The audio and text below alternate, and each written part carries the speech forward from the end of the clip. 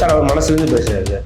அவர் இவர் ஸ்டேட்ஸ்மேன். அவர் இதற்கு முன்னாடி இந்திய அரசாங்கத்தை ஒரு வகையில் ஒரு லீடு பண்ணி கொண்டு போகக்கூடிய முதல் முக்கியமான அதிகாரிகளில் முதல் 10. எனக்கு தெரிய அவரும் இரண்டாவதாக அமர்ந்திருப்பார். அவ்வளோதான். ரொம்ப இதில் போட்டு காம்ப்ளிகேஷனே பண்ண தேவை. மோடி அவர்கள் வலதுபுறம் எடப்பாடியார் அவர்கள், இடதுபுறம் நயினாராயணன் அவர்கள், எடப்பாடியாருக்கு அடுத்ததாக அமமுகவினுடைய தலைவர் டிடிவி தினகரன் அவர்கள் அமர்ந்திருப்பார். அவரை விட்டுட்டா போதும். அவர் டெல்லியிலேருந்து விட்டுட்டாலே போதும். அவரை அங்கேயே வச்சு ஏதாவது பண்ணிடக்கூடாது. ஏன்னா இன்னைக்கெல்லாம் பார்த்தீங்க அப்படின்னா இந்த எலெக்ஷன் வேணுமான்ற அளவுக்கு யோசிக்கிறாங்க அப்படின்ற ஒரு பேச்சுவார்த்தை நடந்துருக்கு. என்னன்னா அவருடைய ஒரு படம், நீங்கள் ஒரு லீஸ்ட் இன்ஃப்ளூயன்ஷியல் ஆக்டர், நான் கூட அதான் சொல்லிட்டு இருந்தேன், ஒரு படத்தை கூட ரிலீஸ் பண்ணக்கூடிய ஒரு திராணி இல்லாத ஒரு தலைவரை நீங்கள்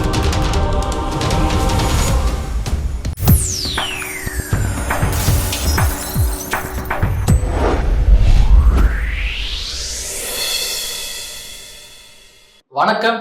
கோல்டன் சான்ஸ் வழங்கும் அரசியல் களம். இன்றைய அரசியல் களம் நிகழ்ச்சியில் நம்மோடு இணைந்திருப்பவர் அரசியல் விமர்சகர் திரு சத்யன் ராமசாமி அவர்கள். வணக்கம். வணக்கம் சார். 2026 முதல் சட்டமன்ற கூட்டத்தொடர் RN ரவி, அதாவது ஆளுநர் RN ரவி வழக்கம் போல் வெளிநடப்பு செய்திருக்காரு. ஆனா இந்த தடவை என்னன்னா கடுமையான ஒரு குற்றச்சாட்டு வச்சிருக்காரு திமுக அரசு மீது. அதாவது தமிழ்நாட்டுல தொழில் வளர்ச்சி கம்மியா இருக்கு, பேக் போயிட்டு இருக்கு. அது மாதிரி கல்வியில பின்தங்கி இருக்காங்க.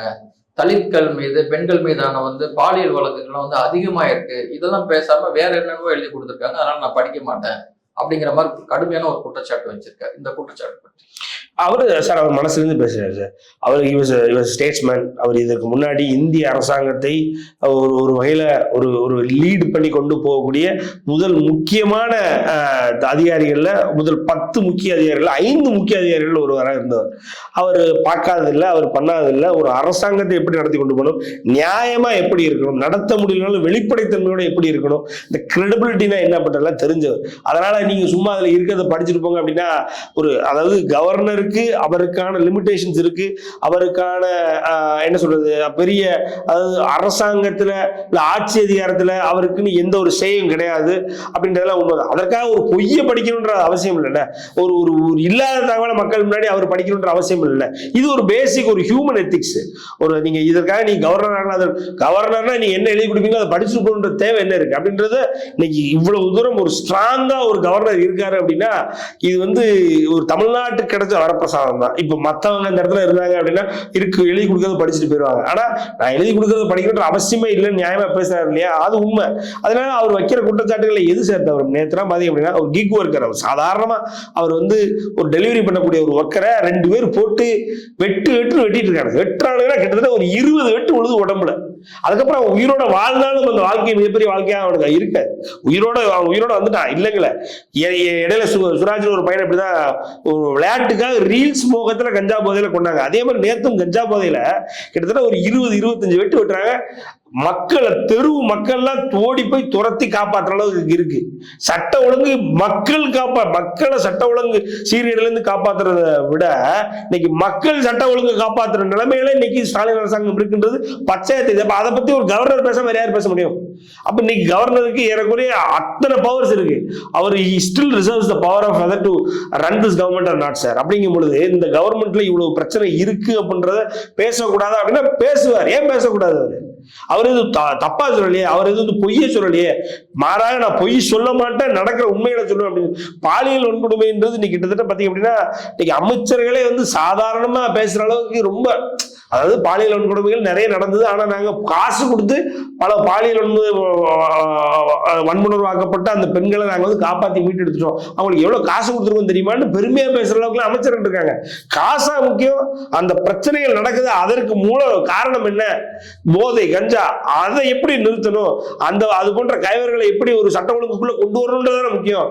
அப்ப அதை விட்டுட்டு நாங்க காசை கொடுத்துட்டோம். அதாவது யாரை வேணாலும் இன்னைக்கு பாலியல் வன்முணர்வு, பாலியல் தொந்தரவுக்கு உள்ளாக்கலாம். அவங்களுக்கு அரசாங்கம், ஸ்டாலின் அரசாங்கம் போய் காசு கொடுத்துரும். இது எப்படி, இது எந்த மாதிரியான ஒரு ஃபிக்ஸ் அப்படின்ற ஒரு கேள்வி எல்லாம் வருதுல. அதனால இன்னைக்கு ஷார்ட் ஐடி அடிச்சிருக்காரு சார். இன்னைக்கு தேசிய பாடப்படவில்லை என்ற ஒரு காரணத்தினால வெளியில போயிட்டு இதெல்லாம் சொல்லிட்டு சிங்க மாதிரி வெளியில நடந்து போயிட்டார். அதற்கு பின்னாடி அடுத்தது அதே கருத்தினையோட வெளியில பேச விடாம இன்னைக்கு அதிமுகவை பாடா படுத்திருக்காங்க உள்ள. அதிமுக பேச விடாம எடப்பாடியார் அவர்களை பேச விடாம பண்ணிருக்காங்க. எடப்பாடியார் நீங்க பேச விட மாட்டீங்க, என்ன ஒரு அரசாங்கம் நடந்துட்டு வெளில வந்து இன்னைக்கு மக்களே கொதிச்சு போயிருக்காங்க. காலையில நடந்த விஷயத்தை பார்த்து மக்களே கொதிச்சு போயிருக்காங்க.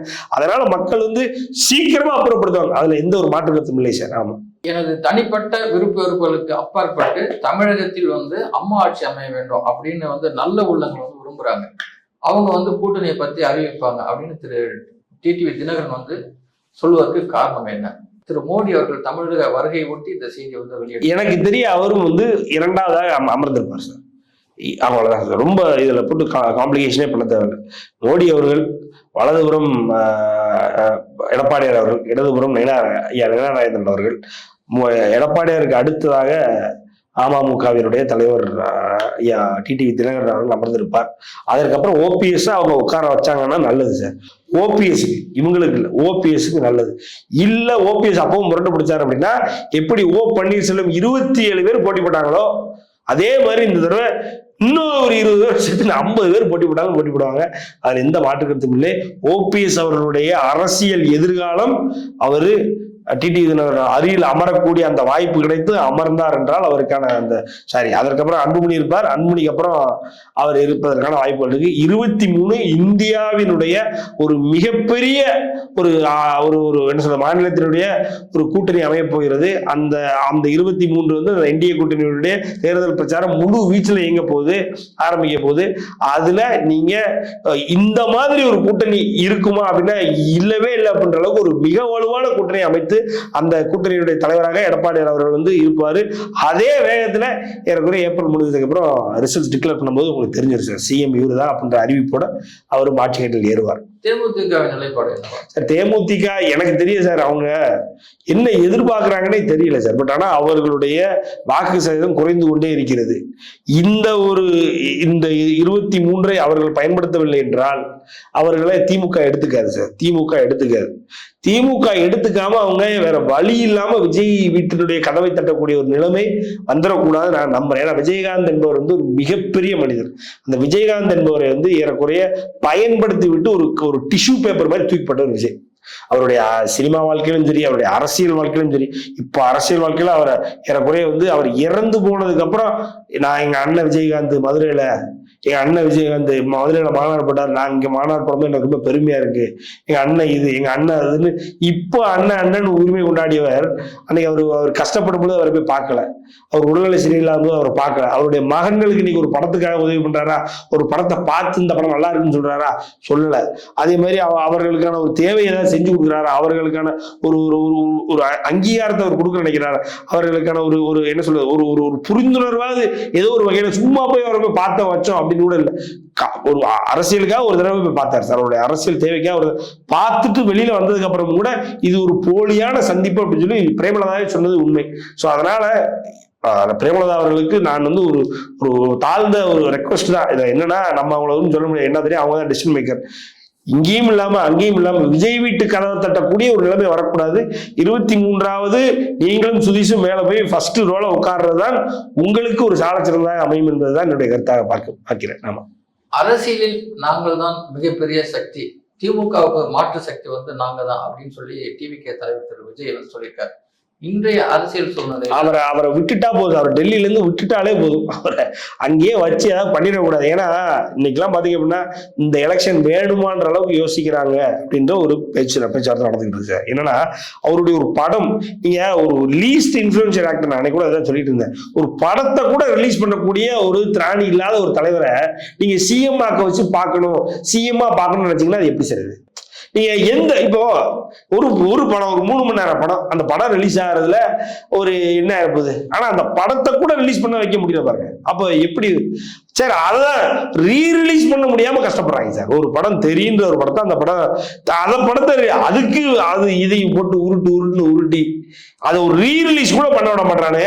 ஒரு மோகன்ஜி இருக்காரு இல்லையா, அவர் யாரு இன்னைக்கு, அவருக்கு ப்ராப்பர் ஒரு பாமக, உங்களுக்கும் தெரியும், ப்ராப்பர் ஒரு பிஜேபி, இன்னைக்கு என்டிஏ கூட்டணியினுடைய மவுத் பீஸா தான் ஒர்க் பண்ணிட்டு இருக்காரு, ரைட்டுங்களா?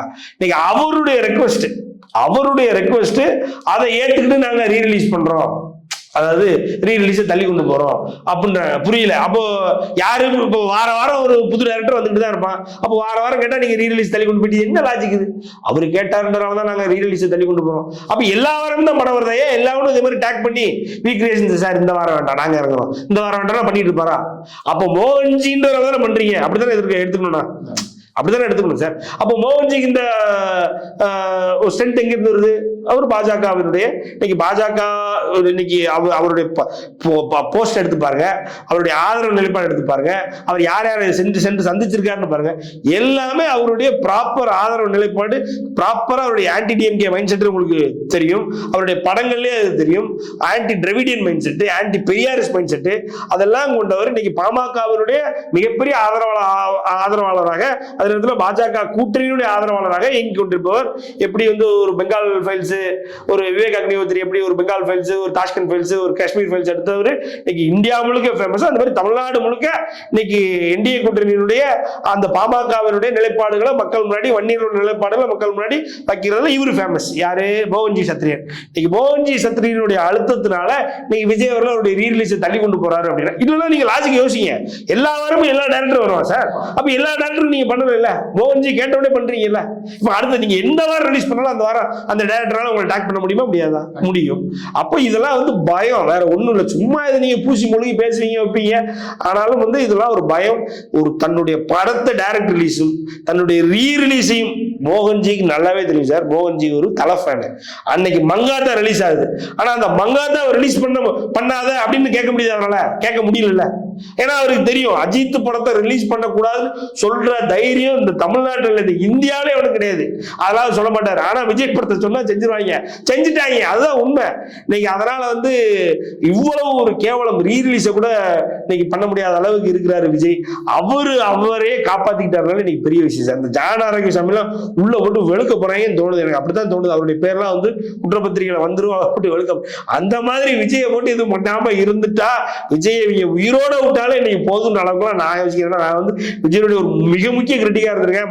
மறுபடியும் சொல்றேன், விஜயை தயவு செஞ்சு காப்பாத்தி கொண்டு வந்து மறுபடியும் தமிழ்நாட்டுக்குள்ள கொண்டு வந்து தமிழ்நாட்டுக்குள்ள நிம்மதியா வெளியில சுத்திட்டு இருந்தாலும். ஏன்னா அவர் சம்பந்தப்பட்டவங்க எல்லாரும் போய் தான் சொல்லிட்டு இருக்கான். நேற்று வந்து அவர் நிர்மல் பேசும்பொழுது ஒரு பத்திரிகையாளர் கேள்விக்கிறார். இந்த பத்திரிகையாளர் கேள்விக்கு பதிலே சொல்ல முடியல நிர்மலால. ஏன்னா பொய், அவர் சொன்னது பொய், பத்திரிகையாளர் கண்டுபிடிச்சிட்டான். அதனால டீபங்க் பண்ணிக்கிட்டே இருக்காங்க. இவங்க சொல்ற பொய், இவங்க சொல்ற பொருட்டு எல்லாத்தையுமே வந்து வெளிப்படையா மக்கள் முன்னாடி கொண்டு வந்துகிட்டே இருக்கிறாங்க. அதனால விஜய் இப்ப பாருங்க, எலெக்ஷனுக்கு இன்னொரு சரியா சொல்லணும்னா 3 மாசம் தான் இருக்கு. என்ன நடந்திருக்கு? தாவேகால என்ன வாக்குறுதி கொடுத்துருக்காங்க? என்ன நடந்துகிட்டு இருக்கு? அந்த கட்சியில யார் தான் தலைவர்? விஜய்கிட்ட கட்சி இருக்கா இல்லையா? ஒண்ணுமே யாருக்கும் புரியல. மக்கள் வந்து விஜயை ஆஹா ஓன்னு வரவேற்றாங்க. ஆனா இன்னைக்கு வந்து கிட்டத்தட்ட செத்த டெட் பார்ட்டியா மாறிச்சு. Is a dead leader and it is a dead party அப்படின்ற அளவுக்கு கமெண்ட் பண்ற அளவுக்கு வந்துருச்சுன்றதா உண்மை. அதனால விஜய் வந்து இந்த எலெக்ஷனை புறக்கணிப்பாரோ அப்படின்ற ஒரு கேள்வி எல்லாருக்குமே இருக்கு சார். ஆமா, தற்கால அரசியல் பிரிவுகளுக்கு பதிலளித்திருக்கு. நன்றி.